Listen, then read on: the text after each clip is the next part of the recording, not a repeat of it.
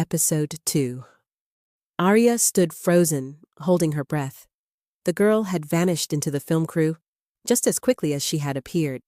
But her presence lingered like a perfume, clinging to the air around Arya long after she was gone. On the drive home, Arya couldn't focus. Traffic lights blurred. Car horns faded. All she could think about was that smile. How captivating she looked. She smiled at the memory. A real smile. The kind she hadn't worn in months. Later, alone in her apartment, a glass of wine in her hand, Arya sat curled on the couch. She stared at nothing and everything at once. It's not like I've never liked a girl before, she thought. But she is different.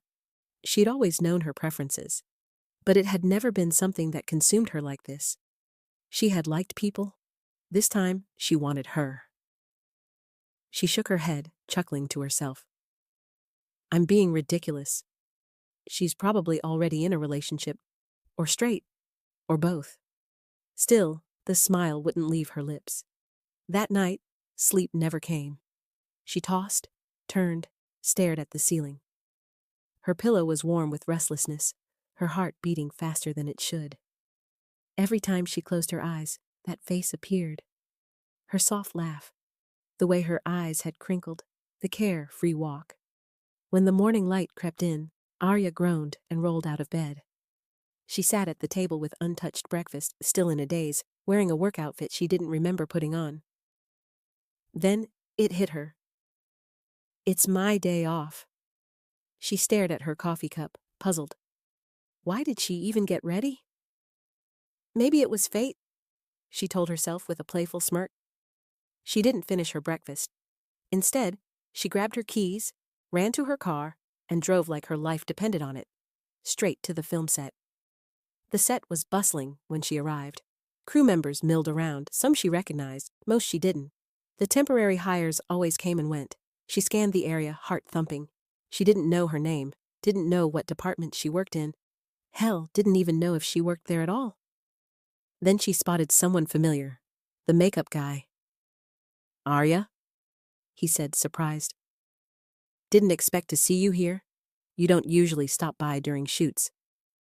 She walked up to him, trying to sound casual. I was actually looking for you. Oh? Yesterday, there was this girl. Her voice sped up.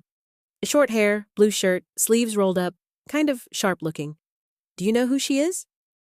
The guy furrowed his brow. Blue shirt? He paused. I don't remember anyone in a blue shirt, and I would have noticed. You know how I am. He was right. He had a photographic memory, irritatingly precise. You sure? She asked, hope wilting. No one wore a blue shirt yesterday, he said, voice firm. Arya stared at him. Disappointment prickled her chest. She didn't argue. What would be the point? She gave a polite nod, brushing it off. But inside, she felt something twist. Was she even real? Her phone buzzed, a message from her assistant. I know it's your day off, but we've got a situation. They won't move without you. Arya sighed, typing back a quick reply while weaving through the set. She wasn't watching where she was going. Her heels clicked sharply against the pavement.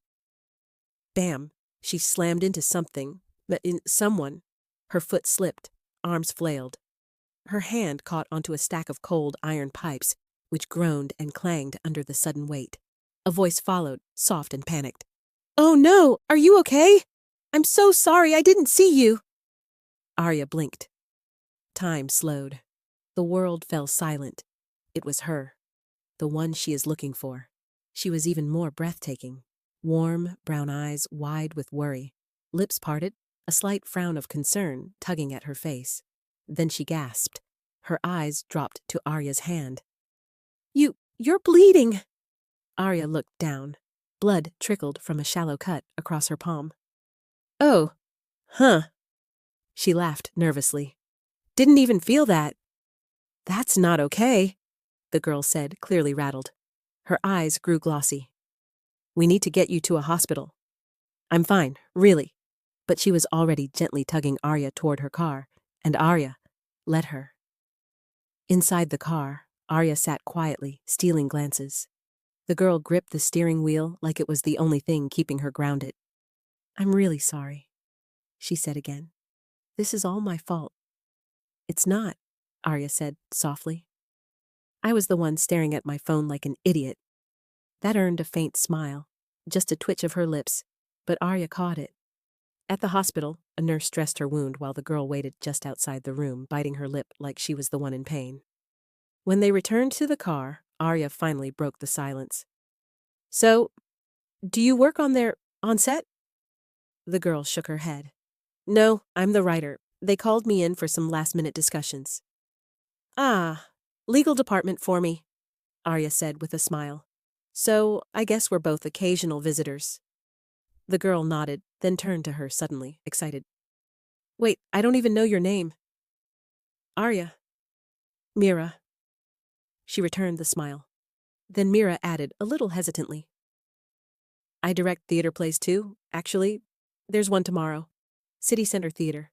If you're free, you should come. It's not a big thing or anything, but I'll happy to do something for you." Guilt was clearly written on her face. Arya wanted to say yes immediately, but instead, she just smiled. "I'll see if I can make it." They arrived back at the set. Meerah pulled into the same spot they'd left from. Both stepped out. Arya turned to leave when Meerah suddenly called out, "Wait, how are you going to drive with that hand?" Arya looked down at her bandaged palm, then at Meerah, then gave a sheepish grin. "It's not that bad. I'll manage." Meerah frowned. "It'll reopen. Come on, I'll drop you with my car." "What about my car?" Arya asked, her voice softer now. Meerah paused for a second, thinking. "I'll drop you off with your car," she said calmly. "Then I'll get a cab." This time, Arya didn't argue. She just gave a small nod. Meerah took the driver's seat, adjusting it slightly. The luxury interior was a stark contrast to her modest hatchback. Leather seats, a smooth grip on the steering wheel, and that distinct scent of new polish and money. She glanced around, careful not to touch anything too confidently. Arya tapped on the GPS screen, setting her home address. "It's 3 hours away," she said nonchalantly, leaning back. An awkward silence fell between them. Meerah focused on the road, her hands steady at 10 and 2. Arya, meanwhile, fiddled with her phone, then stared out the window, already looking bored. At a red light, the car slowed to a stop. Meerah exhaled, resting her hand on the gear shift. Arya turned slightly, eyes drifting toward her. There, in the golden spill of the setting sun, Meerah's profile was etched in light. The soft curve of her jaw, the focus in her eyes, the faint crease in her brow. Time paused for a moment. "God, she's beautiful," Arya thought, her heart betraying her with a sudden rush. Meerah turned her head just then, and their eyes locked. Neither of them said a word, but something passed between them, warm, electric, and terrifyingly unspoken. A honk snapped them out of it. Meerah quickly looked away, flustered, and drove forward without a word. An hour later, they reached Arya's place, a white-walled villa tucked behind tall iron gates. The moment felt too short and too long, all at once. "Thanks for the ride," Arya said, her voice barely above a whisper. Meerah gave her a small smile, not quite reaching her eyes. "Take care." And just like that, she pulled away, disappearing down the long, empty road. Arya watched her fade into the distance. Something inside her ached, a feeling she couldn't quite name. She turned, heading for the front door, but before she could step inside, a voice stopped her. "Where have you been?" Ryan asked sharply, standing at the top of the stairs.